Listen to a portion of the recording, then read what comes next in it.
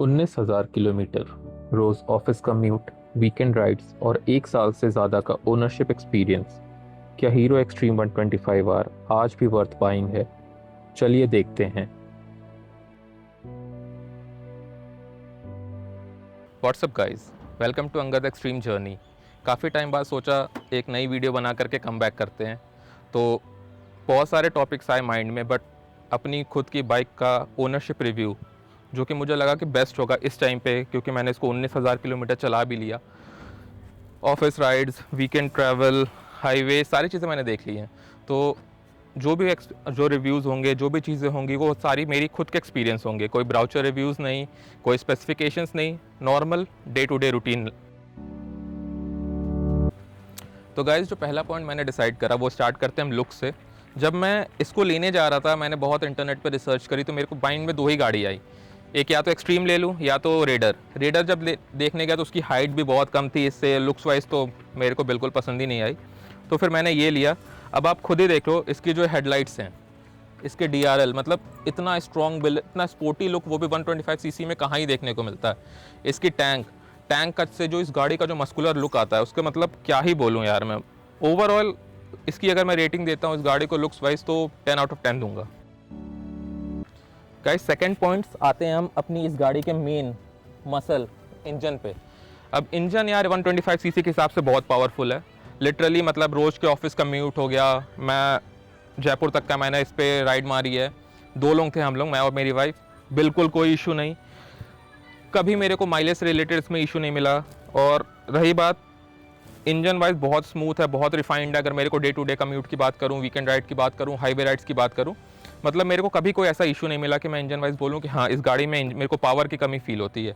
हाँ, बस एक डाउट है जो मेरे को कभी कभी आता है, जिसमें अगर इसको आप 90 के ऊपर भगाते हो या 95 तक जाते हो, तो हल्का सा आपको एक्सेलरेटर और जो आपका लेफ्ट वाला पैर है उसमें हल्का सा वाइब्रेशन फील हो सकता है।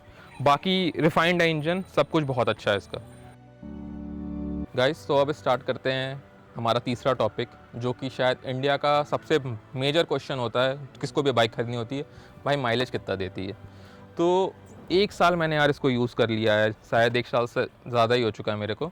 और मेरे को अभी भी 50 से 54 के बीच का माइलेज मिल जाता है, चाहे मैं ऑफिस कम्यूट करूं, हाईवे राइड्स लूं, सिटी राइड्स लूं। तो मिक्स जो मेरे को माइलेज मिलता है वो नियरली अबाउट 54 से 55 तक का आप मान सकते हो। तो माइलेज के लिए भी मैं इसको दूंगा 8.5 आउट ऑफ 10। गाइस, उसके बाद हम आते हैं अपनी सीट पे। इसी पे हमें अपना सारा टाइम राइडिंग टाइम में बिताना होता है। तो सीट भी काफ़ी कंफर्टेबल है। लाइक 125 सीसी के हिसाब से आप ज़्यादा क्या ही एक इमेजिन करोगे कि सीट क्या ही हो सकती है। बट हाँ, सीट बहुत ज़्यादा कंफर्टेबल, आप खुद देख सकते हो। इसका स्पंज, सारी चीज़ें बहुत अच्छी हैं। थोड़ी और अच्छी हो सकती थी। मैंने सीट कवर इसका ट्राई किया कि मेरे को इनका हीरो वालों का खुद का सीट कवर मिल जाए, पर वो भी मेरे को नहीं मिला। तो आई डाउट इन दैट। बात करते हैं एक और सबसे मेजर इंपॉर्टेंट चीज़ की, जो कि है ABS, यानी कि ब्रेकिंग में अब आता हूँ मैं। तो 125 सेगमेंट की शायद ये सबसे पहली गाड़ी थी जो हमें ABS के साथ मिल रही थी। एक एडेड सिक्योरिटी, आपको ये पता होगा, anti lock braking system. India के रोड पे कैसे लोग घूमते हैं आपको पता ही है। तो एक ये बहुत मेजर सिक्योरिटी फंक्शन मेरे को लगा था, इसका एक असेंशियल नीड लगी थी मेरे को। और डिस्क ब्रेक तो है ही है।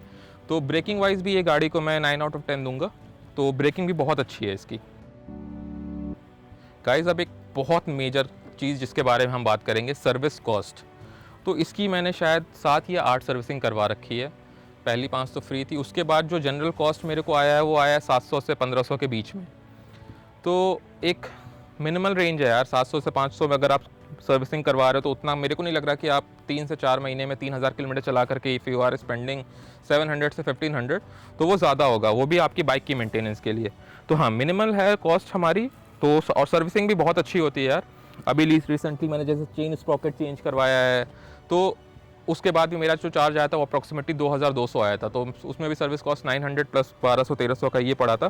तो हाँ, सर्विस कॉस्ट भी हीरो की बहुत अच्छी है। और आपको इसका पता ही है आफ्टर सेल्स सर्विस कैसी होती है। आप कहीं भी चले जाओ, कहीं भी फंसोगे, आपको हमेशा हर जगह सेल्स मिलेगी, इसकी आफ्टर सेल्स मिलेगी। तो उसमें भी आपको 10 आउट ऑफ 10। और अब हेडलाइट पे भी बात कर लेते हैं, क्योंकि रात में यार आप गाड़ी राइड करोगे तो हेडलाइट्स भी होनी चाहिए। तो ये है जो बेसिक DRL लाइट है जो आप देख सकते हो, ये थ्रो है इस गाड़ी का। और अब मैं बात करता हूँ नाइट लाइट की, जो कि कुछ इस तरीके से है, मतलब काफ़ी दूर तक जाती है, लॉन्ग विज़न है, LED है। आज तक मुझे ज़रूरत तो नहीं पड़ी कि कोई ऑक्सिलरी लाइट लगवाऊँ। हाँ, मैंने एक बार लगवाया था, चोरी हो गई, बट उसके बाद कभी ऐसा कुछ नीड नहीं आया, मेरे को अर्ज नहीं आई कि मैं एक ऑक्सिलरी लाइट के बिना मैं चल नहीं सकता। तो हाँ, हेडलाइट भी इसकी काफ़ी अच्छी हैं, डेली कम्यूट सारी चीज़ें आप बहुत ईजिली मैनेज कर पाओगे इससे। अब गाइज़ एक ऑनेस्ट रिव्यू है ये, तो केवल पॉजिटिविटी तो नहीं हो सकती ना, कुछ ड्रॉबैक्स भी थे इस गाड़ी के जो मुझे फेस करने पड़े। और अभी भी मैं लिटरली अभी जब मैं ये वीडियो शूट कर रहा हूँ तो एक ड्रॉबैक है जो मैं अभी फेस कर रहा हूँ, कभी हो पाया तो मैं आपको दिखाऊंगा। पहला जब मैंने इसको नया नया खरीदा था तभी से मेरे को फ्यूल सेंसर का इशू था। लाइक अगर मैं फ्यूल टैंक फुल भी कर दूं, ये हमेशा दिखाती थी कि यार 1 पॉइंट है, ब्लिंक कर रही है, उसके बाद उसको आधा 1 घंटा लगता था उसको समझने में। अभी जा करके मतलब 6 महीने 7 महीने के बाद वो इशू सॉल्व हो पाया जब उन्होंने मेरा फ्यूल सेंसर चेंज करा। सेकंड इशू जो मैंने फेस करा था, ये कभी कभी जो मैं गियर चेंज करता हूँ, तो पहले क्या होता था, डायरेक्ट 4th गियर से 1st गियर पे आ जाती थी, 1st गियर से 2nd गियर, ऐसे होता था। और वही सेम इशू अब मुझे फेस होने वाला हो रहा है आफ्टर 7 सर्विस, जिसमें मैं 3rd गियर पे भी रह रहा हूँ तब भी मेरी बाइक दिखा रही है कि मैं 2nd गियर पे हूँ, वो वाइस वर्सा। और एक और चीज़ जो थी इसका, मेरे को जो एक इशू फेस हो रहा था कि कभी कभी गाड़ी चलते चलते बंद हो जाती है। तो बस ये कुछ ड्रॉबैक्स मेरे को फेस हुए हैं अभी तक मेरी 1 साल की जर्नी में। Rest everything is good.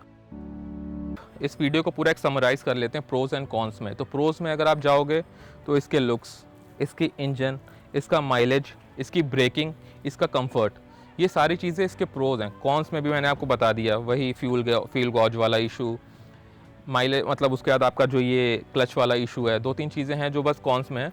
बाकी मैंने तो ऐसा कोई इशू फेस नहीं करा। मेरी जितनी नीड थी एक बाइक से, कम्यूटर बाइक से मैं एक वीकेंड राइड भी कर लूँ, वो सारी चीज़ें मेरी फुलफ़िल हो रही हैं। अगर आपकी भी नीड यही है कि आपको एक बेसिक राइड चाहिए अपने लिए, तो definitely you can go for it. तो गाइज़ अब आते हैं फाइनल क्वेश्चन पे कि क्या आज मुझे अगर इस गाड़ी को परचेज़ करना होता या एक 125 सीसी गाड़ी लेनी है तो क्या मैं लेता? तो मेरा आंसर है हाँ। डेली कम्यूट अगर मुझे करना है, वीकेंड राइड्स पर जाना है, हाईवे राइड्स पे जाना है, तो बिल्कुल हमेशा से मेरी ये फर्स्ट चॉइस रहती। तो गाइज़ अगर आप लोगों को वीडियो अच्छी लगी हो तो लाइक ज़रूर करना, और अगर आप लोगों को कोई भी क्वेश्चन हो हीरो एक्सट्रीम 125R को लेकर के तो एक कमेंट ड्रॉप कर देना, ज़रूर आपको उसका रिप्लाई करूँगा। Ride safe, journey never ends, take care. मिलता हूँ आपसे अगले वीडियो में।